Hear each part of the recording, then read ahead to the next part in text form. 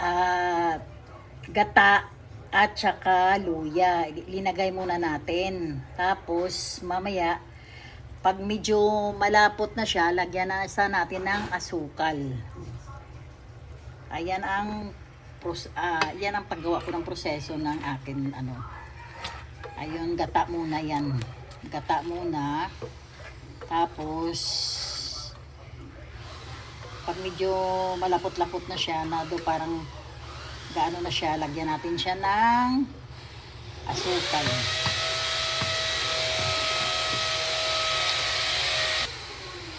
Lagyan natin siya ng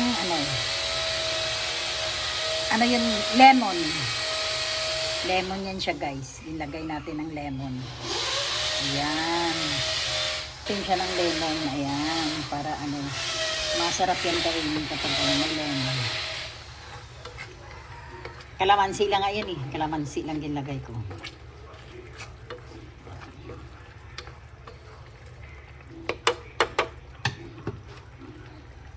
Kasi wala akong lemon.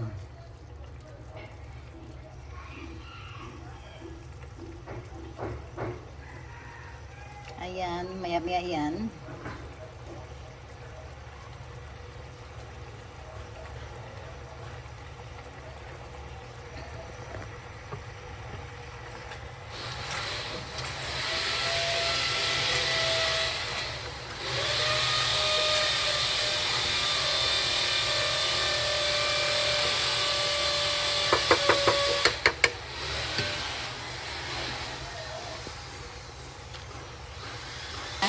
Lagyan natin ng asukal. Yung tamang-tama lang ha. Yung asukal na siya. Ngayon, 1/4 lang to, guys. Kasi 3/4 yung malagkit natin.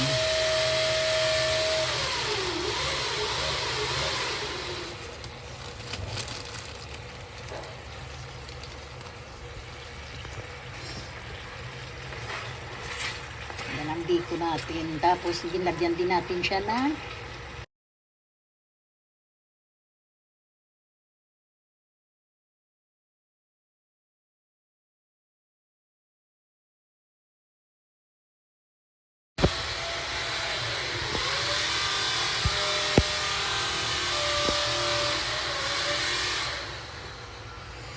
ayan na siya, guys. Ayan. Diba, na. Hintayin natin na yung na siya, medyo na siya. Yung parang, ang tawag nito, yung caramelize siya.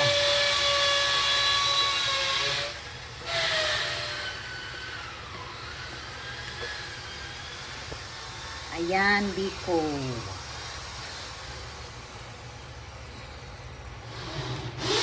Hindi ko lang alam kung napalis na siya dyan.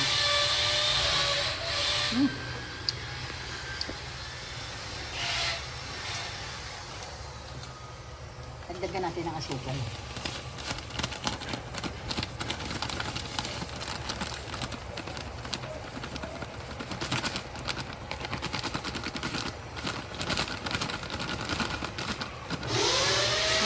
Ayaw pati lumabas. Kunti lang yung dagdag natin. Ayan, nanunuot na yung ng kwan. Luya.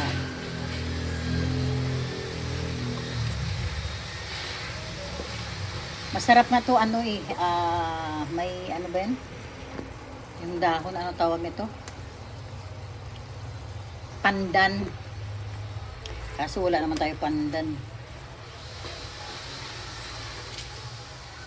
Masarap yung pandan sa Ang gagawin lang natin, ito lang ang ilagay natin. Ano ba yan? Pampabango.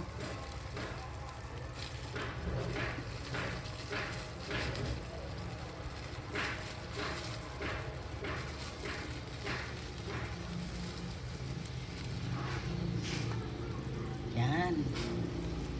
Ayan na, guys.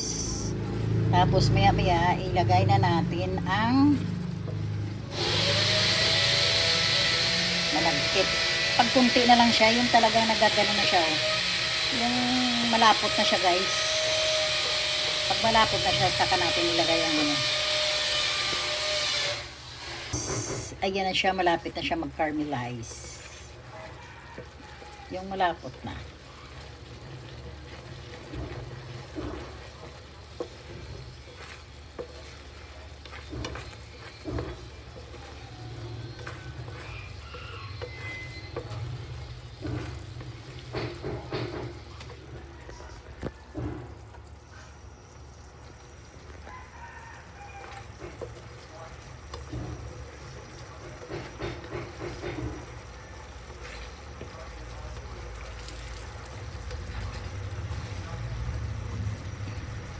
Diba?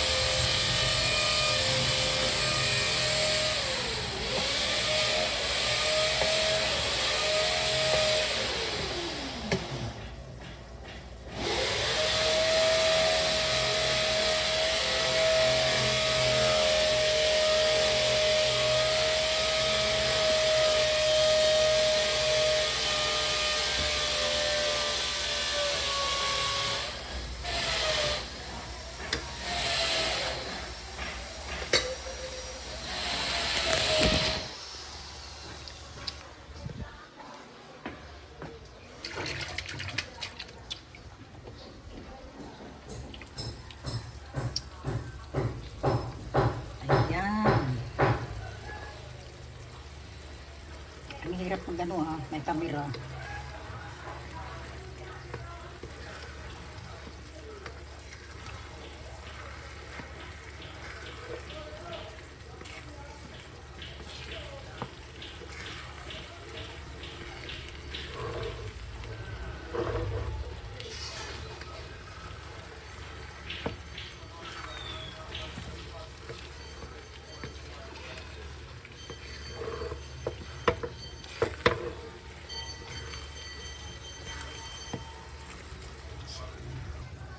Ayan na guys, ang finished product. Ayan na guys.